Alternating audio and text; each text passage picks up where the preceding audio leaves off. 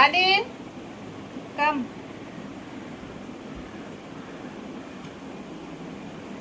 আমরা মা ছেলে রেডি হয়ে গেছি যাওয়ার জন্য। কেমন লাগছে আমাদেরকে? কিন্তু ইনার বাবার জন্য বসে আছি। ডিউটি গেছে, এখন অব্দি আসেনি। আসবে 12টা 12:30 দিক। আজকে আগে আসবে বলেছে। আরে হাই কর একবার।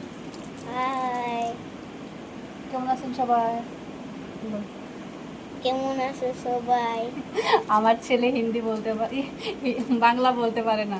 মানে ও ছোটবেলা থেকেই হিন্দিতে কথা বলে, আর হিন্দিতেই ওর সাথে কথা বলতে হয়। বাংলা বোঝে অল্প অল্প, কিন্তু বলতেও পারে খুব কম, অল্প অল্প। এই জন্য বাংলা বেশি ভালো হতে চায় না আমাকে। বল, আপনারা কেমন আছেন সবাই?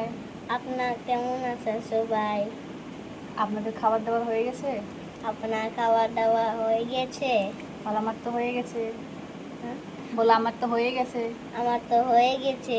আমরা এখন বিয়ে খেতে যাচ্ছি। আমি আমি এখন বিয়ে খাইতে যাচ্ছি।